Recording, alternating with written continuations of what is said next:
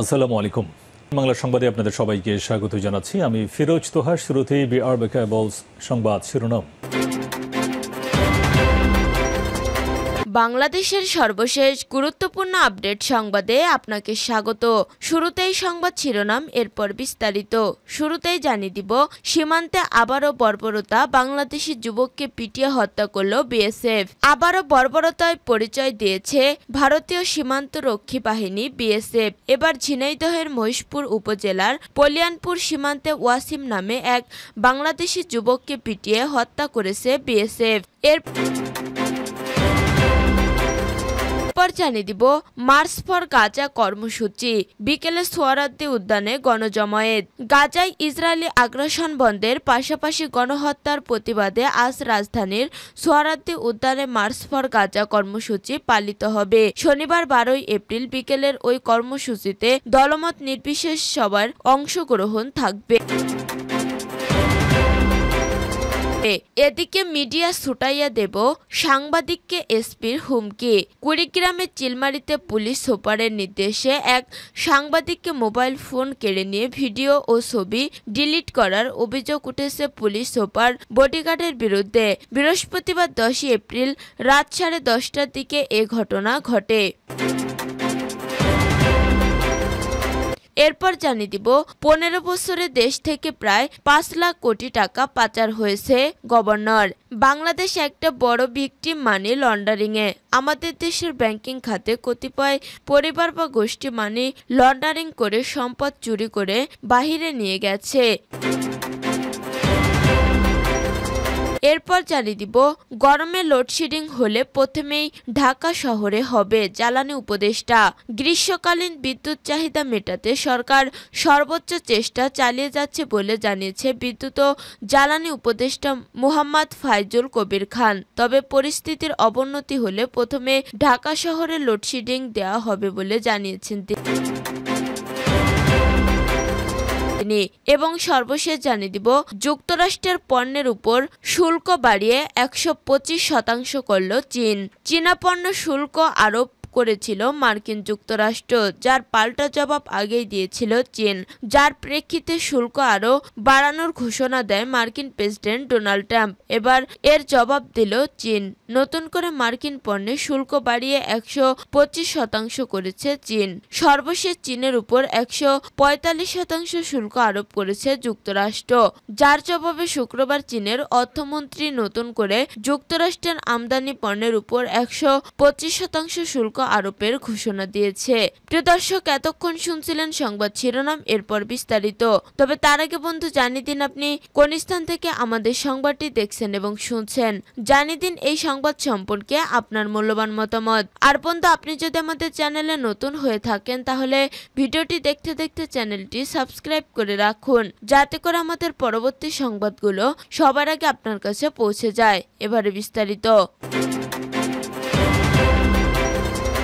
সীমান্তে আবারও বর্বরতা, বাংলাদেশি যুবককে পিটিয়ে হত্যা করল বিএসএফ। আবারও বর্বরতার পরিচয় দিয়েছে ভারতীয় সীমান্তরক্ষী বাহিনী বিএসএফ। এবার ঝিনাইদহের মহিষপুর উপজেলার পলিয়ানপুর সীমান্তে ওয়াসিম নামে এক বাংলাদেশি যুবককে পিটিয়ে হত্যা করেছে বিএসএফ। হত্যার পর তার লাশ ইসামতি নদীতে ফেলে দেওয়া হয়। শুক্রবার ওই যুবকের লাশ ভেসে ওঠে।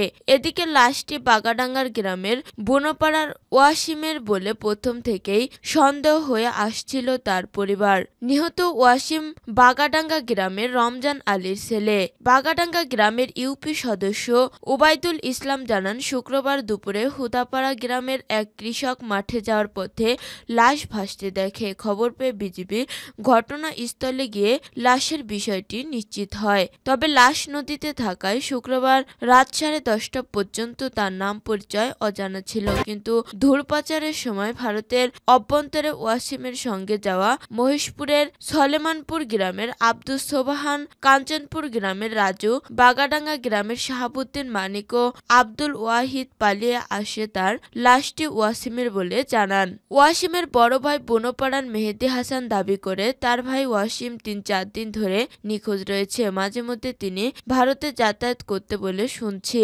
গত 8 এপ্রিল ওয়াসিম সহ কয়েকজন সীমান্ত পেরিয়ে ভারতে যায়। ভারত থেকে ফেরার সময় বিএসএফ তাদের ধাওয়া করলে অন্যরা পালিয়ে আসতে সক্ষম হলেও বিএসএফের হাতে ধরা পড়ে ওয়াসিম। তাকে নির্যাতনের পর হত্যা করা হয়েছে বলে অভিযোগ উঠেছে।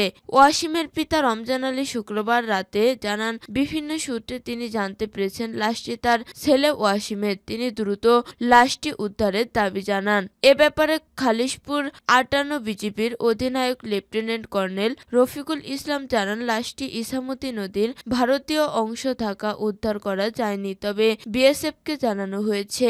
তিনি বলেন, লাশটি বাংলাদেশি না ভারতীয় তা এখনো আমরা জানতে পারিনি। এছাড়া কোনো পরিবার তাদের কোনো সদস্য নিখোঁজ থাকার বিষয়টিও জানায়নি। মহেশপুর উপজেলা নির্বাহী অফিসার ইয়াসমিন মনিরা জানান, ইছামতি নদীর ভারতীয় অংশে একটি লাশ ভাসছে এটা শুনছি, তবে লাশের পরিচয় মেলেনি। মহেশপুর থানার ওসি ফয়েজ উদ্দিন মিথ্যা বলেন, ইছামতি নদীর ভারতীয় অংশে বাংলাদেশ সীমান্তের ওপারে একটি লাশ পড়ে আছে। বিষয়টি নিয়ে বিজেপি কাজ করছে। বিএসএফ এর সঙ্গে বিজেপি যোগাযোগ করে ব্যবস্থা নেবেন। কাজেই বিজেপি না জানানো পর্যন্ত আমরা কোনো কিছু নিশ্চিত করে বলতে পারছি না।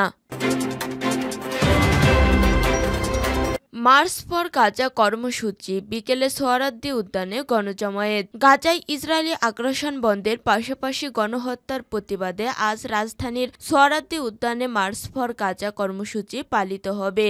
শনিবার ১২ এপ্রিল বিকেলের ওই কর্মসূচিতে দলমত নির্বিশেষ সবার অংশগ্রহণ থাকবে। কর্মসূচিকে ঘিরে ইতিমধ্যে সোহরাওয়ার্দী উদ্যানে মঞ্চ তৈরির কাজ শুরু হয়েছে।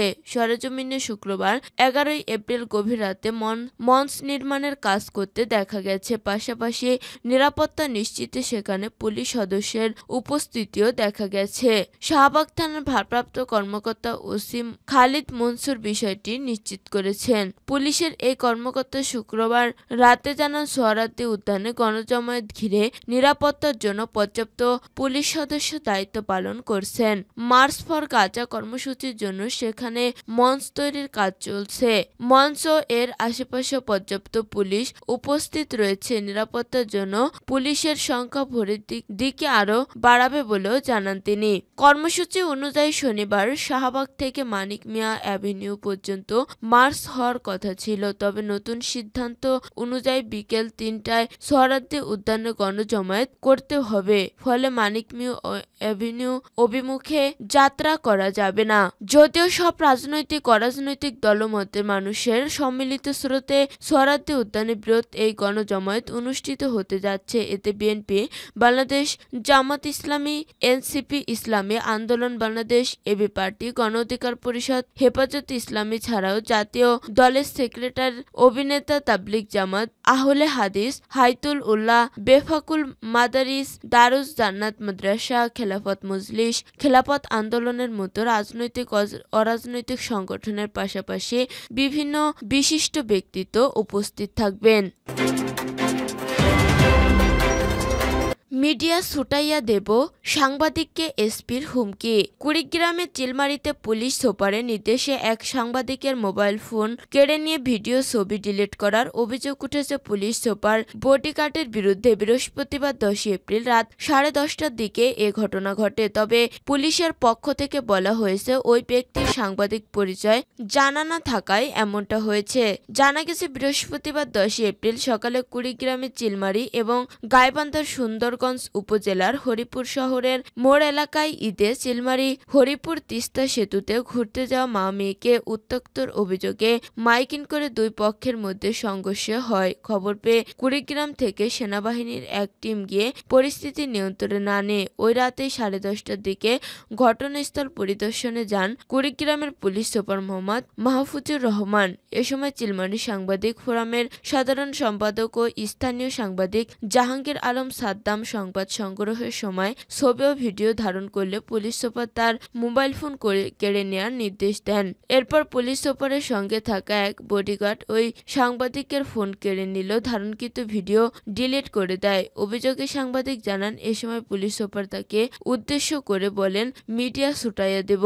ভুক্তভোগী সাংবাদিক জাহাঙ্গীর আলম জানান, ঘটনাস্থলে পুলিশ সুপার আগমনের সংবাদ পেয়ে গিয়ে ভিডিও ছবি তুলছিলাম। তখন পুলিশ সুপার আমার উপর চড়াও হন। সাংবাদিক পরিচয় দেওয়ার পর তিনি আরও ক্ষিপ্ত হয়ে আমার হাত থেকে মোবাইল ফোন কেড়ে নেওয়ার নির্দেশ দেন। তার সঙ্গে থাকা একজন পুলিশ সদস্য ফোনটি নিয়ে ভিডিও ছবি ডিলিট করে। এ ঘটনায় চিলমারী কুড়িগ্রামের সাংবাদিক সমাজ তীব্র নিন্দা জানিয়েছেন। কুড়িগ্রাম প্রেস ক্লাবের ভারপ্রাপ্ত সাধারণ সম্পাদক মাহফুজুর রহমান টিউটর বলেন, কোনো সরকারি কর্মকর্তা সাংবাদিকের সঙ্গে এ ধরনের আচরণ করতে পারে না। এজন্য তাকে প্রকাশ্যে দুঃখ প্রকাশ করতে হবে, কারণ তিনি প্রজাতন্ত্রের কর্মচারী। তার সবার সঙ্গে ভালো ব্যবহার করা উচিত। এদিকে চিলমারী থানার ভারপ্রাপ্ত চেয়ারম্যান কর্মকর্তা ওসি আব্দুর রহিম বলেন, বৃহস্পতিবার 10 এপ্রিল রাত 10টার পর এসপি স্যার এসেছিলেন, তবে ফোন কেড়ে নেয়ার বিষয়ে আমারই কিছু জানাই নাই। জেলা পুলিশ সুপার মোহাম্মদ মাহফুজুর রহমান বলেন, এটি ভুল তথ্য। রাতে অভিযানের সময় অন্ধকারে এক তরুণ ভিডিও করছিল। আমি শুধু বলছিলাম ভিডিও করো না। সে পরিচয় দেয়নি যে সে সাংবাদিক, তার আইডি কার্ডও ছিল না। আমরা ভাবছি ভিডিও করে ফেসবুকে ছেড়ে দেবে, এজন্য ভিডিও ডিলিট করতে বলা হয়। মিডিয়া সম্পর্কে আমরা এমন কিছু বলিনি।